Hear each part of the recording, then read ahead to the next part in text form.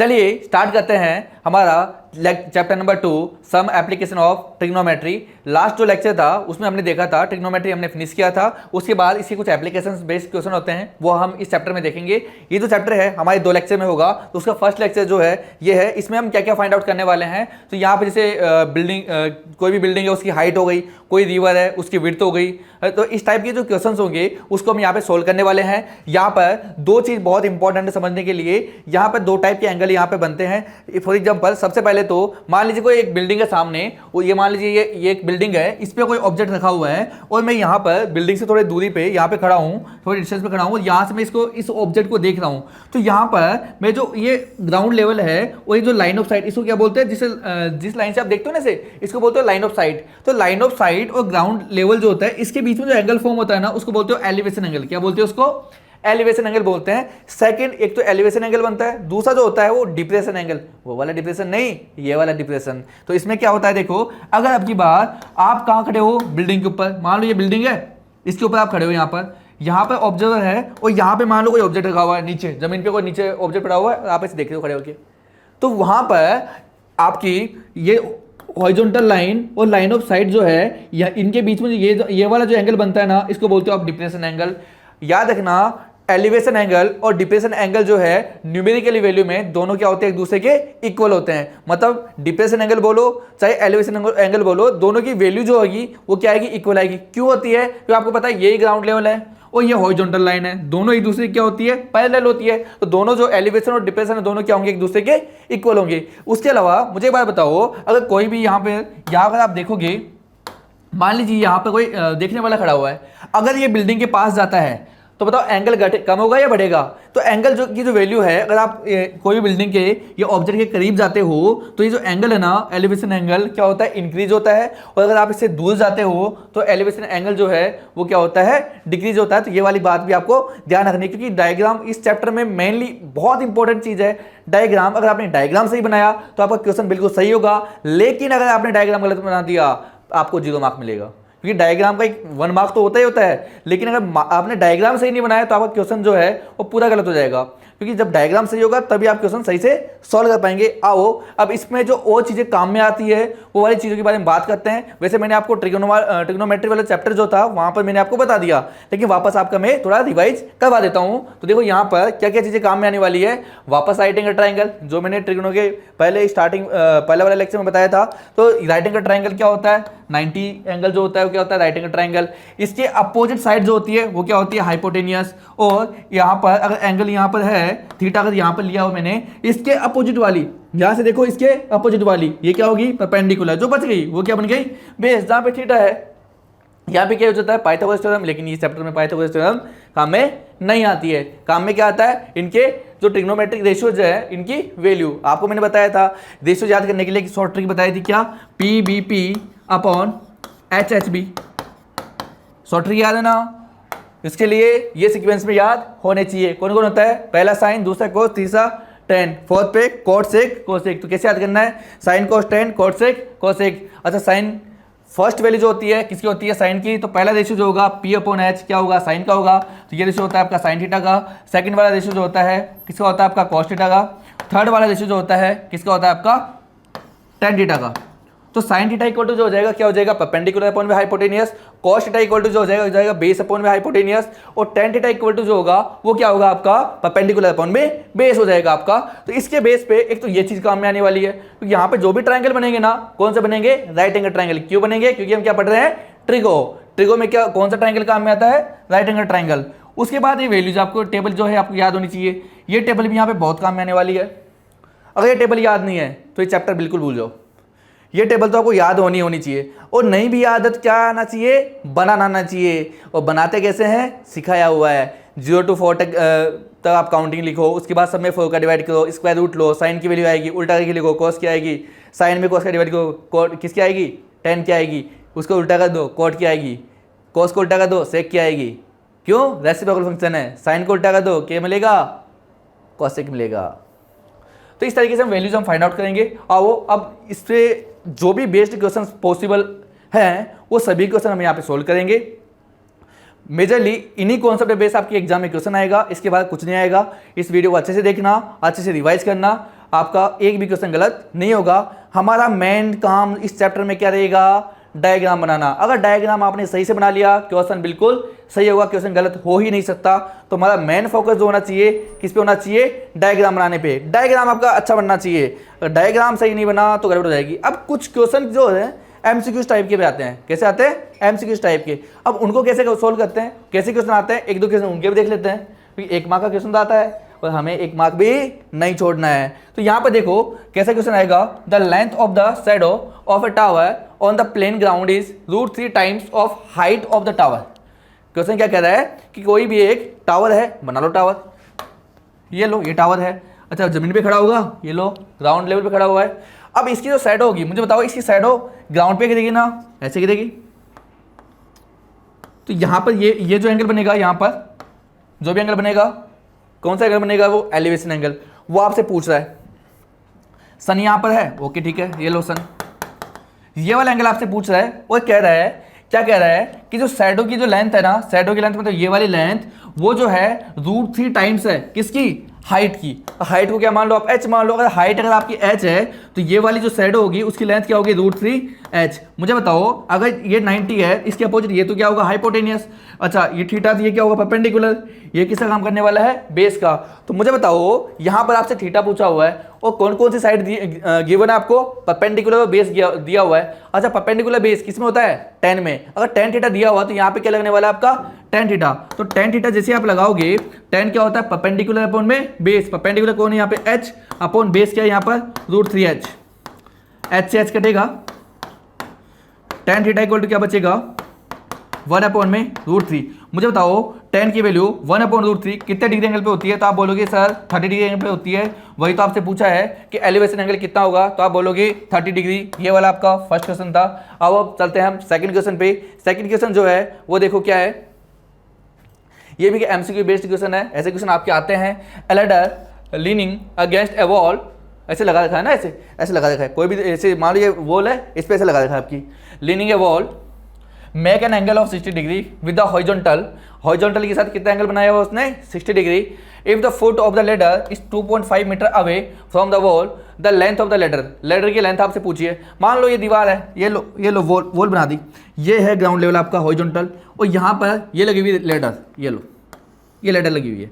इसकी लेंथ आपसे पूछ रहा है। वो कह रहा है कि जो लेडर का जो फुट है ना, ये जो वॉल है इसके फुट से कितने मीटर डिस्टेंस पे है, 2.5 मीटर डिस्टेंस पे। ओके 2.5 मीटर डिस्टेंस पे मान लिया भाई। और आपसे पूछा है length of ladder, length of ladder को L मान लो। क्या मान लेंगे इसको, L।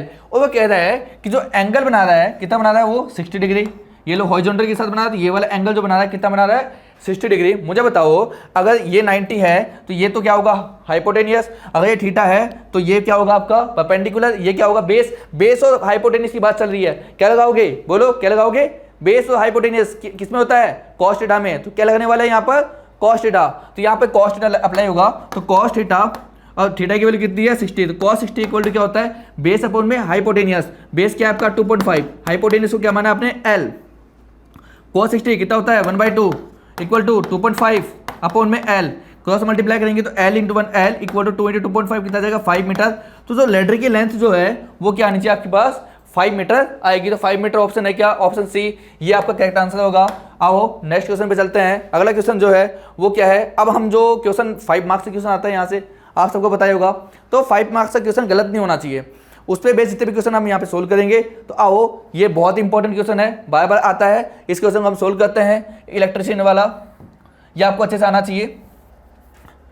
N electrician has to repair an electric fault on a pole of height 5 metre, he need to reach point 1.3 metre below, है ना। ऐसा तो है नहीं तार पे जाके बैठ के उसको करेगा रिपेयर, उसके बाद वो रिपेयर हो जाएगा ना, ऐसा कभी नहीं करना है। उसे थोड़ा नीचे रहेगा पोल से, मान लो पोल की हाइट ये है तो थोड़ा नीचे तक लेडर लगाएगा, वहाँ खड़ा होकर कैसे करेगा, है ना, उस पर चढ़ के। Below the top of the pole and undertake the repair work, ठीक है, ये दिया हुआ है सब कुछ। What should be the length of the ladder, ladder की लेंथ आपसे पूछा है कि लेडर की लेंथ क्या होनी चाहिए, ये आपसे पूछा है। और क्या पूछा है इसने, ठीक है, और also how far from the foot of the pole should be place the foot of the ladder. अच्छा कि मान लीजिए आपके पास ये क्या है, एक पोल है। मैंने यहाँ पे डायग्राम आपको बना के दे दिया है, एग्जाम आपको खुद से बनाना है, लेकिन यहाँ पे थोड़ा सा चीज़ें थोड़ी फटाफट चल रही है तो मैंने यहाँ पे आपके लिए डायग्राम बना के रख दिया है। मान लीजिए आपके पास एक पोल है, यहाँ पर एंगल हमेशा क्या बनेगा 90 डिग्री। ये आपका क्या है ग्राउंड है। मुझे बताओ आपको लेडर लगानी है 1.3 मीटर डिस्टेंस बिलो नीचे, यहाँ पे मान लो टॉप है तो इससे 1.3 मीटर नीचे लगाना है, मतलब यहीं तक लगानी है आपको लेडर। ये आपने लेडर लगा दी। ओके, कितना डिग्री एंगल पे लगाया उसने? 60 डिग्री एंगल पे लगाया हुआ है। उसने साफ साफ बोला है कि एंगल पे कितने पे लगाया उसने? 60 डिग्री। तो ये एंगल हो गया आपका 60 डिग्री। अब आपसे पूछा है कि और टोटल पोल की जो हाइट है वो आपको 5 मीटर गिवन है, और आपसे पूछा है कि लेंथ की जो लेडर ऑफ लेंथ बता दो, और ये डिस्टेंस जो है पोल से यहाँ तक की ये बता दो। इसको x मान लो, इसको y मान लो, क्या फर्क पड़ रहा है? कुछ भी मान लो, l मान लो, b मान लो, जो मर्जी मान लो, अज्यूम कर लो कुछ भी। मुझे बताओ पूरा अगर 5 है, ये अगर 1.3 है, तो ये जो बचने वाला है क्या 3.7 बचने वाला है क्या? मुझे बताओ अगर ये थीटा तो ये क्या होगा? परपेंडिकुलर। ये क्या हो जाएगा? हाइपोटेनियस। ये क्या हो जाएगा? बेस। अच्छा केवल दिया हुआ है क्या? परपेंडिकुलर दिया हुआ है। बेस और हाइपोटेनियस पूछा है, तो परपेंडिकुलर और हाइपोटेनियस किसका होता है? किसका होता है? साइन का होता है, तो साइन लगेगा। अच्छा परपेंडिकुलर बेस क्या होता है? क्या होता है? tan होता है, तो क्या लगने वाला है? tan थीटा लगेगा। तो यहाँ पे दो लगेंगे, एक बार आपको क्या लगाना पड़ेगा? sin थीटा, दूसरी बार क्या लगाना पड़ेगा यहाँ पर? tan theta. दोनों लगाओगे तब जाके आपका आंसर आएगा। देखो मैंने यहाँ पे आपको सॉल्यूशन यहाँ पे मैंने प्रेफर किया है, तो यहाँ पे मैं आपको सॉल्यूशन यहाँ पे दे रहा हूँ, आपको यहीं से मैं आपको समझा रहा हूँ। यहाँ पे आपको जो करना क्या है वो मैंने आपको बता दिया है। अब यहाँ से हम इसको सोल्व आउट कर लेते हैं फटाफट। मुझे बताओ सब कुछ यहाँ पे मैंने निकाल के रख दिया है, यहाँ पे वही लिखी हुई चीज़ें जैसे आपको एग्जाम में लिखना है। मुझे बताओ क्या लगाना है आपको? एक बार तो साइन थीटा, एक बार tan थीटा। जैसे आप साइन थीटा लगाओगे sin 60, तो क्या आ जाएगा बताओ? साइन में परपेंडिकुलर अपॉन में हाइपोटेनियस, तो क्या आ जाएगा? 3.7 था ना ये, तो 3.7 अपॉन में x माना y माना जो भी माना, तो bd वहाँ पे क्या है? bd है तो bd मान लिया, तो 3.7 अपॉन में l माना तो l मान लिया, ठीक है। और साइन 60 कितना होता है? √3/2, क्रॉस मल्टीप्लाई करो, l की वैल्यू सीधी आ जाएगी ना। डिवाइड में √3 बचा है, तो √3 के लिए रैशनलाइजेशन करेंगे, तो इसका यहाँ पे इसको मल्टीप्लाई कर लेंगे, क्योंकि √3 की वैल्यू क्या होती है? 1.73 दिया हुआ है क्वेश्चन में, और 3 का डिवाइड कर देंगे, तो आपके पास अप्रोक्सीमेटली कितना आंसर आ जाएगा? 4.27। उसके बाद क्या लगाना आपको? tan थीटा, तो tan 60 आपने जैसे लगाया, अब की बात क्या हो जाएगा? परपेंडिकुलर अपॉन में बेस हो जाएगा। तो मुझे बताओ tan 60 कितना था? √3, तो BC अपॉन में CD जो है, तो BC की वैल्यू कितनी है आपके पास? ये BC कितना दिया हुआ? 3.7, तो 3.7 बाई यहाँ पे D माना हुआ तो D मान दिया, अगर आपने Y नाम दिया तो Y लिख दो यहाँ पर, है ना। तो क्रॉस मल्टीप्लाई करेंगे, डिवाइड भी कहा जाएगा, D = 3.7 बाई √3। रैशनलाइज करेंगे, रैशनलाइज करने के बाद आपको √3 की वैल्यू यहाँ पे पुट कर देना और सोल्व कर लेना। 2.13 जो है ये आपके पास क्या आ जाएगी? वो डिस्टेंस आ जाएगी टावर के फुट से लेडर के फुट के बीच की डिस्टेंस जो है आपके पास मिल जाएगी। इस तरीके से आपको क्वेश्चन को पूरा फ्रेमिंग करके सोल्व करना है, आराम से कैलकुलेशन करनी है। कैलकुलेशन में कोई जल्दीबाजी नहीं करनी है, क्योंकि कैलकुलेशन गलत हुई मार्क्स कट जाएंगे, ऐसी रिस्क नहीं लेना है, आराम से करना है जो करना है। आओ सेकंड क्वेश्चन पे चलते हैं। ये भी बहुत अच्छा क्वेश्चन है, बार बार एग्जाम में पूछा जाता है। देखो क्वेश्चन क्या है? A tree breaks due to storm and broken part bend. तूफान आया भैया बहुत जोर से, और ये पेड़ यहाँ से, ट्री जो है यहाँ से टूट गया, कहीं से टूट गया, बीच में टूटा है, कहाँ हमें नहीं पता। और ये टूटा वाला पार्ट जो था ना, ऐसे मुड़ के यहाँ पे बैंड हो गया। तो मुझे बताओ क्या यही वाला पार्ट जो है, कि यही वाला पार्ट तो बैंड हुआ है ना, तो जितनी लेंथ इस पार्ट की होगी, मान लो x है, तो वही उतनी ही लेंथ तो इस वाले पार्ट की होगी ना, यही तो बैंड हुआ इधर, तो ये भी कितना होगा? x ही होगा। ये बात समझ आई क्या? अच्छा आई क्या कह रहा है? Show that the top of the tree का जो टॉप था वो कहाँ पे टच हुआ? ग्राउंड को टच किया, और एंगल बना रहा है कितना? 30 डिग्री। तो ये एंगल कितना बना रहा है? उसने 30 डिग्री बनाया। ओके ठीक है। The distance between the foot and the tree of the point where the touch the ground 8 metre. अच्छा जहाँ पे टच किया ना, वहाँ से फुट के, ये जो ट्री का फुट है वहाँ तक की जो डिस्टेंस है कितनी है? 8 मीटर की बना है। और आपसे पूछा है find the height of the tree, total height पूछा है। मुझे बताओ अगर मैं x की वैल्यू बता दूँ और इसको मैं y अगर नाम दे दूँ, मुझे अगर टोटल हाइट अगर चाहिए ट्री की, तो क्या मुझे x प्लस y की वैल्यू ढूंढनी चाहिए क्या? कि टोटल हाइट जो होगी ट्री की वो क्या हो जाएगी आपके पास? यहाँ से x प्लस y हो जाएगी। मतलब मुझे x की वैल्यू चाहिए और y की वैल्यू चाहिए। अच्छा दिया हुआ क्या है? थीटा अगर दिया है तो ये क्या होगा? परपेंडिकुलर। ये क्या होगा? बेस। ये क्या होगा? हाइपोटेनियस। अच्छा बेस दिया हुआ है, परपेंडिकुलर, और क्या पूछा है? हाइपोटेनियस। परपेंडिकुलर चाहिए, क्या लगाओगे? बेस दिया हुआ है, परपेंडिकुलर चाहिए, परपेंडिकुलर बेस किस में होता है? 10 में होता है, 10 में 10 लगाएंगे। अच्छा बेस दिया हुआ है, अब तो परपेंडिकुलर भी आ गया, चाहो तो कुछ भी लगा लो, लेकिन जो दिया हुआ उससे देखें तो क्या दिया हुआ है? बेस दिया हुआ है, क्या चाहिए? Hypotenuse. Base hypotenuse, base hypotenuse किस में होता है? कॉस में। क्या लगाएंगे? कॉस लगाएंगे, तो यहाँ पे कॉस थीटा लगाएंगे। तो मतलब एक बार तो क्या लगाना है आपको? 10 लगाना है, एक बार क्या लगाना है आपको? कॉस लगाना है। जैसे लगाओगे दोनों वैल्यू मिल जाएगी। उसके बाद क्या करना है? टोटल हाइट चाहिए तो दोनों को ऐड कर देंगे तो आपका आंसर आ जाएगा। देखो सबसे पहले आपने अगर 10 लगाया, यहाँ पर 10 लगाते ही आपको पता है 10 इक्वल टू क्या हो जाएगा आपका BC, ये वाली हाइट जिसको आपने XY जो भी नाम दिया ऊपर, अपॉन में AB ये वाली, ये क्या हो जाएगा बेस, परपेंडिकुलर अपॉन में बेस आपने अप्लाई किया है। 10 30 क्या होता है 1/√3 इक्वल टू BC अपॉन में 8, क्रॉस मल्टीप्लाई कर लो तो BC इक्वल टू क्या जाएगा 8/√3। ओके ठीक, कोई बात नहीं है, रेशनलाइज करना है यहाँ भी कर सकते हो, आगे करना है आगे कर लेना लास्ट में। अच्छा और क्या चाहिए आपको, AC चाहिए ना, तो क्या लगाएंगे यहाँ से cos, तो cos 30 इक्वल टू क्या आ जाएगा AB अपॉन में AC, AB क्या आपका बेस और AC क्या आपका हाइपोटेनियस, तो AB अपॉन में AC बेस अपॉन में हाइपोटेनियस। अच्छा cos 30 कितना होता है √3/2 इक्वल टू 8 अपॉन में AC, वापस क्रॉस मल्टीप्लाई करेंगे, AC की वैल्यू क्या आ गई 16 अपॉन में √3। अच्छा हमें तो क्या चाहिए था हाइट ऑफ ट्री, मतलब दोनों को प्लस करने पे आएगा ना, इसको प्लस करने पे आएगा, मतलब AC और BC को क्या करना है प्लस करना है, तो हाइट ऑफ ट्री जो होगा BC प्लस AC होगा 8/√3 प्लस 16/√3, दोनों को प्लस कर देंगे तो 8 प्लस 16 कितना जाएगा 24/√3। क्या करेंगे रैशनलाइजेशन, तो √3 से ऊपर नीचे मल्टीप्लाई करेंगे, ऊपर बनेगा 24√3 डिवाइड बाई 3, 3 का से 8 टाइम कटेगा तो 8√3 जो है वो क्या आ जाएगी ट्री की हाइट आ जाएगी। आगे देखो अगला क्वेश्चन जो है वो क्या है,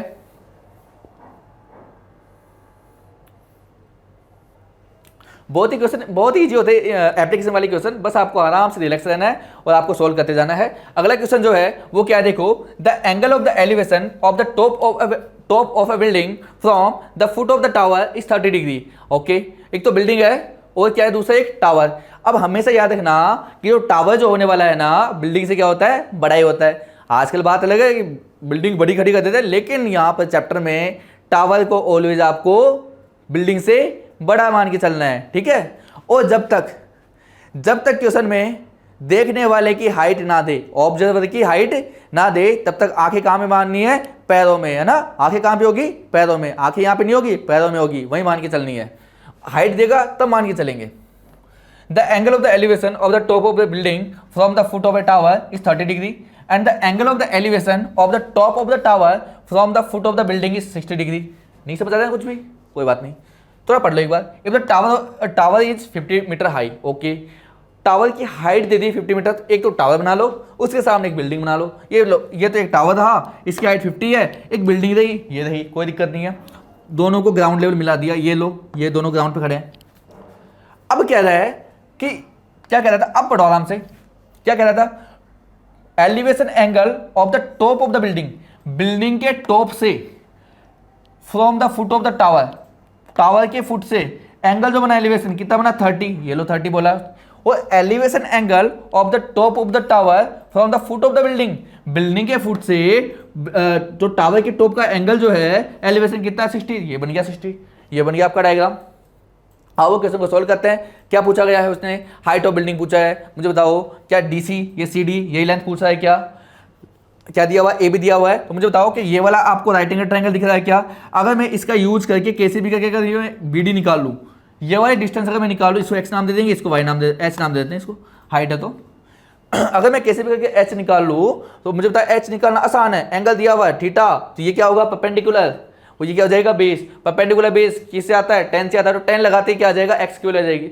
जैसे X मिला मुझे, क्या मुझे यही चीज चाहिए क्या, तो क्या ये वाला भी राइट एंगल ट्रायंगल है, इसमें क्या लगाएंगे वापस, अच्छा बेस दिया हुआ है थीटा ये है तो ये परपेंडिकुलर की बात, अच्छा बेस दिया हुआ है परपेंडिकुलर चाहिए, क्या लगाएंगे वापस tan थीटा, यहाँ पे 10 लगाएंगे वापस वो मिल जाएगा, तो वही तो चाहिए। तो उस तक पहुंचने के लिए पहले क्या निकालना पड़ेगा, ये निकालना पड़ेगा, और ये किससे आएगा इस वाले ट्रायंगल से आएगा, दोनों बार क्या लगाएंगे tan थीटा। आओ देखते हैं, देखो सबसे पहले जैसे आपने ये ट्रायंगल क्या नाम है इसका ABD ट्रायंगल कहीं लिया है क्या, ABD CBD लिया है पहले इसने, CBD पहले छोटा वाला लिया CBD, कोई बात नहीं छोटा वाला ले लो। तो CBD में देखो क्या लिया है इसने tan 30 equal to CD upon BD, CD ये रहा अपॉन BD ये रहा, तो परपेंडिकुलर अपॉन बेस लिया है इक्वल टू tan 30 की तरह 1/√3 equal to H upon BD, एक को H मान लिया, इसको D मान लिया, इसने इसको H माना है, इसने इसको D माना हुआ है, कोई बात नहीं नाम दे दो, क्या फर्क पड़ता है XY मान लो H मान लो जो मानना है मान लो, तो D क्रॉस मल्टीप्लाई करो तो D इक्वल टू क्या आ जाएगा √3H, कोई दिक्कत नहीं है। अब हमने ट्रायंगल लिया कौन सा ABD वाला, पहले लो बाद में लो कोई फर्क नहीं पड़ता ना। फिर ABD में भी क्या लगाएंगे वापस tan थीटा, हमने देखा हुआ है, तो tan 60 जो है AB अपॉन में BD, AB ये रहा आपका और BD ये रहा आपका, तो परपेंडिकुलर अपॉन में बेस हो जाएगा आपका, तो AB अपॉन में BD इक्वल टू tan 60 कितना होता है √3 होता है, इक्वल टू 50 अपॉन में √3, क्या करना पड़ेगा cross multiply, D equal to 50/√3। अच्छा डी की वैल्यू आ गई, डी की वैल्यू आ गई, पुट कर दो। डी की वैल्यू जैसे है पुट कर दो इक्वेशन 1 में, वन नाम दे दो इसको। जैसे ही पुट किया आपने तो √3h इक्वल टू 50/√3, तो h की वैल्यू जो है क्या आ गई 50/3। यही तो आपको चाहिए, बिल्डिंग की हाइट चाहिए थी ना, वही तो निकालना था। h की वैल्यू आ गई, h की वैल्यू कितनी आई 50/3 या फिर 16.67 डिवाइड कर लेना, ये आपका जो है मीटर बिल्डिंग की हाइट आ जाएगी। आओ देखते हैं अगला क्वेश्चन जो क्या है एरोप्लेन। एरोप्लेन में बैठा के आपको उड़ाते हैं। An aeroplane when flying at a height of 3125 meter from the ground passes vertically below another plane at an instant। कह रहा है एक प्लेन जो है इतनी मीटर हाइट पे उड़ रही है ग्राउंड से, ओके ठीक है, उसी टाइम पे इंस्टेंट टाइम पे एक और प्लेन उसके ऊपर से निकली ऐसे स्मूव करके, and the angle of elevation of the top plane from the same point.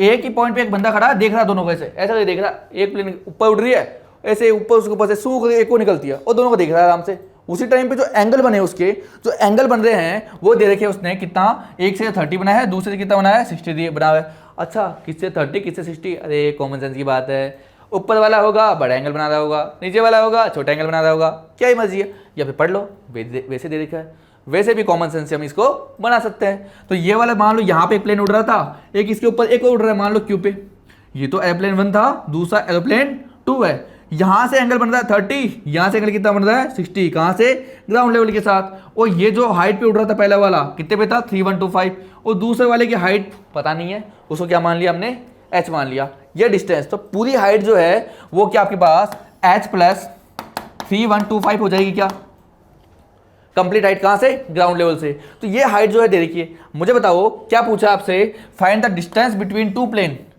इन दोनों प्लेन के बीच की डिस्टेंस पूछा आपसे, इन दोनों प्लेन मतलब ये h की वैल्यू पूछा है, ये चीज पूछ रहा है मतलब h की वैल्यू पूछ रहा है। मुझे बताओ सबसे पहले h की वैल्यू निकालने के लिए क्या मैं इस वाले ट्राइंगल से ये वैल्यू मुझे निकालनी चाहिए क्या, इसको इससे d अज्यूम किया हुआ तो d मान लो, कोई दिक्कत नहीं है। अगर ये वैल्यू आ गई तो बताओ क्या बड़ा वाला ट्राइंगल जो है क्या नाम इसका QOM, इस ट्राइंगल में जैसे ही मैं, मुझे बताओ ये पूरी साइड दे रखी मुझे कितनी h प्लस 3125, h की वैल्यू निकालनी है। अगर ये वैल्यू पता हो तो इसमें क्या लगाऊंगा, ये क्या होगा परपेंडिकुलर, ये क्या होगा बेस, 10 लगाते ही मेरा काम हो जाएगा।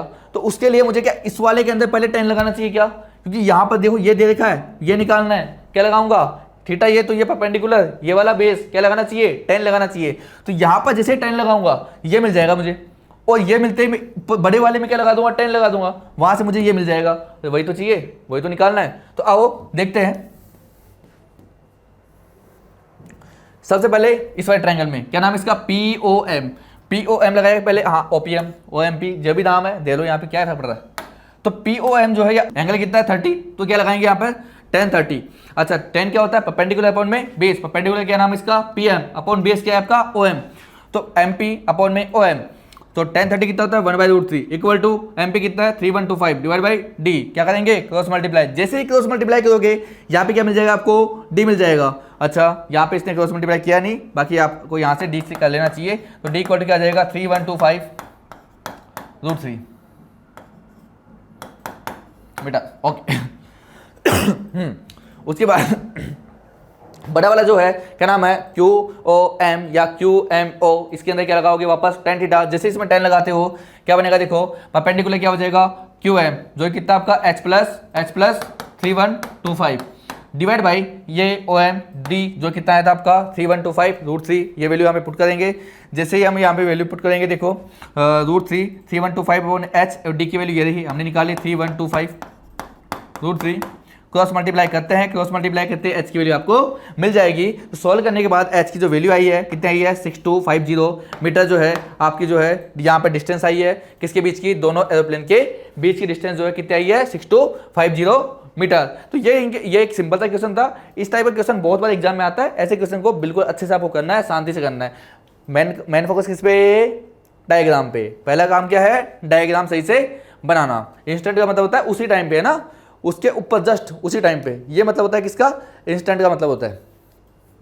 अगला क्वेश्चन देखो वो क्या है, a TV tower stands vertically on a bank of a canal from a point on the other bank directly opposite the tower, okay ठीक है। The angle of the elevation of the top of the tower is 60 degree from another point 20 metre away from this point on the line joining this point of the foot of the tower, the angle of the elevation of the top of the tower is 30 degree. Find the height of the tower and the width of the canal. अच्छा okay ठीक है। ये मान लो canal थी, ये लो canal बना ली, इसके एक बैंक पे तो क्या है, एक टावर खड़ा हुआ है, ये लो ये टावर था, और इसके दूसरे वाले बैंक पे, कैनल के दूसरे बैंक होते हैं ना किनारे, एक किनारे पे क्या है, एक टावर खड़ा है, दूसरे किनारे पे एक पॉइंट है, वहां से जो एलिवेशन एंगल है वो कितना बन रहा है 60। अब इस पॉइंट से 20 मीटर अवे, इस पॉइंट से 20 मीटर दूर पे एक और पॉइंट है, उसका जो एलिवेशन एंगल है, अब भैया दूर जा रहा है तो एंगल छोटा ही होगा ना, वो एंगल जो है कितना दिया हुआ है 30 डिग्री दिया हुआ है। तो बताओ कि एक तो ये जो बिल्डिंग है इसकी टावर जो है इसकी हाइट क्या है, दूसरा ये जो कैनाल है इसकी जो है विड्थ क्या है, कितनी चौड़ी है भैया जो कैनाल बह रही है वो, ये दो चीज आपसे पूछा गया है। तो मुझे बताओ क्या मुझे ये वाली चीज निकालने के लिए, क्या एक तो ये वाला ट्रायंगल दिख रहा है राइट एंगल ट्रायंगल, एक ये बड़ा वाला राइट एंगल ट्रायंगल दिख रहा है, दोनों ट्रायंगल के अंदर क्या लगाना पड़ेगा देखते हैं। मुझे बताओ ये वाली डिस्टेंस, ये अगर थीटा तो ये क्या होगा परपेंडिकुलर, ये क्या होगा बेस, परपेंडिकुलर बेस किस में होता है tan में होता है, तो क्या लगाएंगे दोनों इस वाले ट्रायंगल में भी tan। अच्छा मुझे बताओ अगर पूरी साइड की बात करूं कि जब ये ट्रायंगल लगाएंगे पूरी साइड चाहिए ना आपको, तो ये 20 है, डी है तो क्या आ जाएगा d+20, तो ये साइड दे रखी है, ये वाली साइड दे रखी है h मान रखा है ना हमने, तो ये साइड h है, तो बताओ इस वाले ट्रायंगल में ये बेस ये परपेंडिकुलर, क्या लगाएंगे वापस tan थीटा, क्या लगाएंगे वापस tan थीटा। तो वापस दो बार आपको tan लगाना है, क्या लगाना है दो बार tan, एक तो ट्रायंगल DCB में, दूसरा ट्रायंगल DCA में, इन दोनों में आपको दो बार क्या लगाना है tan थीटा लगाना है, आपका काम हो जाएगा। आओ देखते हैं इसका सॉल्यूशन क्या है।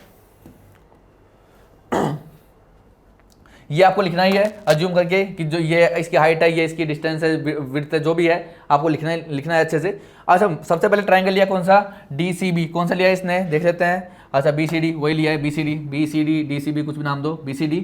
इसके अंदर बताओ क्या लगाएंगे हमने tan, थीटा कितना है 60 इक्वल टू क्या होगा परपेंडिकुलर अपॉन में बेस h/d इक्वल टू, तो क्रॉस tan 60 कितना था √3, तो √3 जैसे ही होगा h/d इक्वल टू √3, क्या करेंगे क्रॉस मल्टीप्लाई, तो h इक्वल टू क्या आ जाएगा √3d। ओके कोई दिक्कत नहीं है, इक्वेशन नंबर 1 आ गई।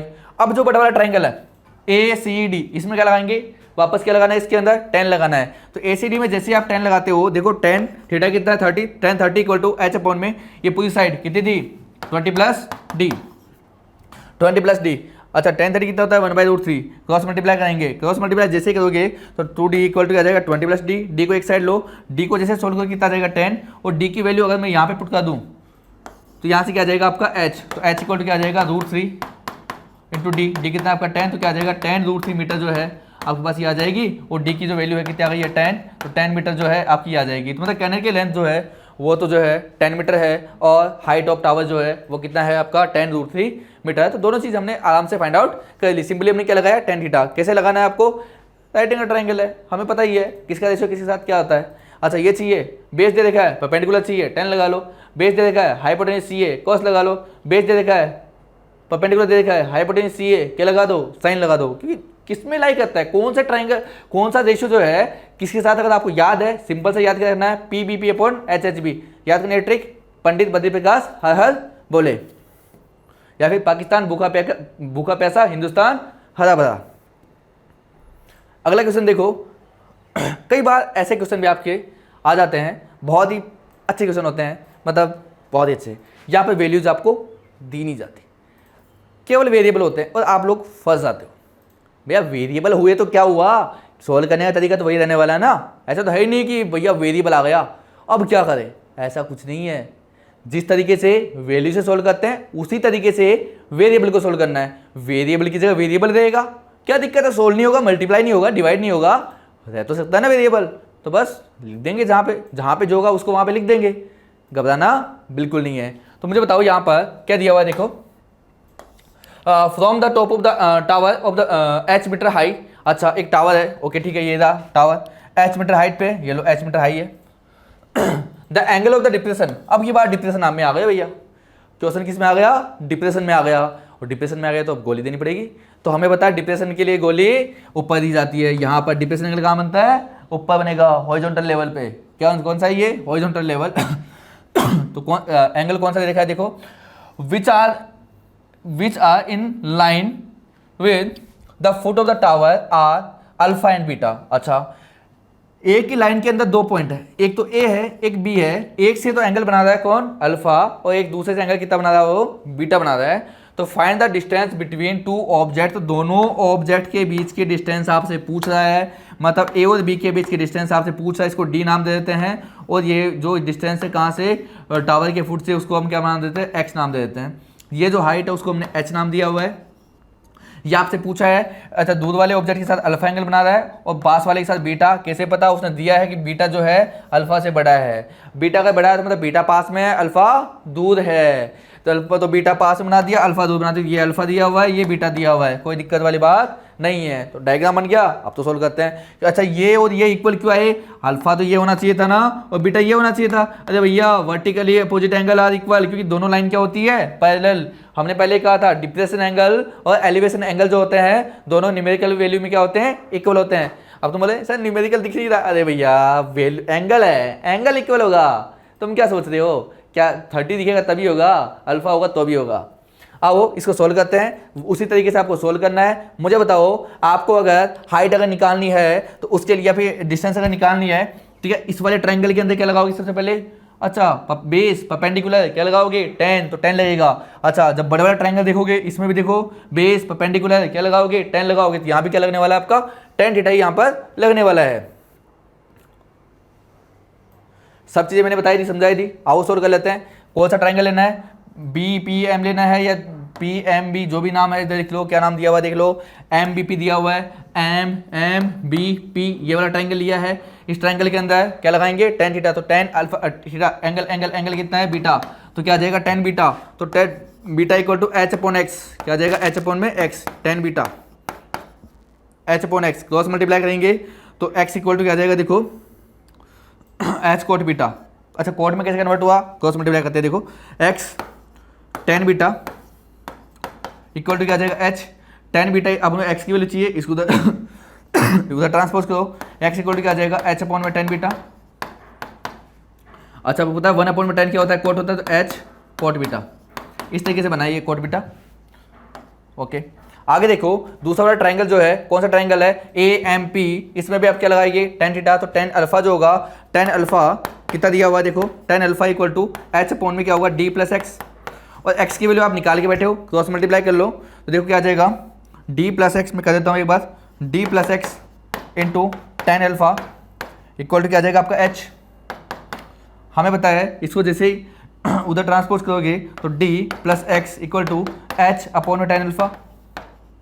1 अपॉन tan अल्फा क्या होता है, कोट अल्फा, तो कन्वर्ट कर दो, और d की वैल्यू कितनी है, d की वैल्यू नहीं, x की वैल्यू कितनी है आपको पता है, x की वैल्यू है h कोट बीटा, पुट कर दो, x की वैल्यू क्या आ जाएगा, h cot beta equal to क्या है बताओ, h ऊपर जाएगा तो कोट अल्फा। अच्छा हमें तो d की वैल्यू चाहिए ना, दोनों के बीच की डिस्टेंस चाहिए थी, d की वैल्यू चाहिए थी, इसको उधर ट्रांसपोज करो, जैसे इसको उधर ट्रांसपोज किया d इक्वल टू उधर जाएगा तो h cot alpha minus h cot beta. बताओ दोनों तरफ से h को बना रहा है तो d इक्वल टू क्या आ जाएगा, h कॉमन लेते ही cot alpha minus cot beta. तो ये जो है फाइनल डिस्टेंस आपके पास आ चुकी है। अब यहाँ पे नंबर में नहीं आया, कोई बात नहीं, नंबर वेरिएबल था तो वेरिएबल रहेगा।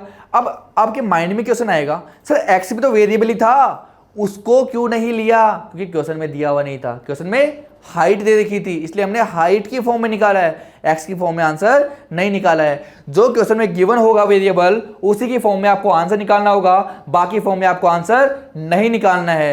एक्स भी वेरिएबल था लेकिन एक्स की वैल्यू किसमें गिवन नहीं थी, हमने मानी थी, और जो हमने अज्यूम किया उसमें आपको आंसर नहीं छोड़ना है, जो क्वेश्चन में दिया होगा उसी में आपको आंसर छोड़ना है। अगला क्वेश्चन देखो, नेक्स्ट क्वेश्चन क्या है, बहुत अच्छा क्वेश्चन है, ये भी क्वेश्चन कई बार आता रहता है। अगला क्वेश्चन देखो, from A point on A bridge across a river, एक रिवर है उस पर क्या बना हुआ है, ऐसे पुल बना हुआ है। अब रिवर ऐसे बह रही होगी तो पुल ऐसे बनेगा, ऐसा तो है नहीं कि जितनी लेंथ है उस पर बनाएंगे, ऐसे अगर रिवर बह रही है तो ऐसे पुल होगा, ऐसा है ना, ऐसा पुल होगा। अब पुल पे कोई भी एक पॉइंट लिया, अब रिवर के दो बैंक हो गए, एक तो इधर वाला एक इधर वाला किनारा, वहां से कोई भी एक पॉइंट लिया, इधर से एक पॉइंट लिया, दोनों से जो एंगल है वो दे रखा है, और पुल की जो हाइट है, हाइट क्या होती है हमेशा परपेंडिकुलर, वो दे रखी कितनी, क्वेश्चन में देखो दे रखी होगी कुछ ना कुछ 3 मीटर, तो मतलब अपोजिट साइड पे जो दो पॉइंट है वहां से एंगल कितना है 30 और 45।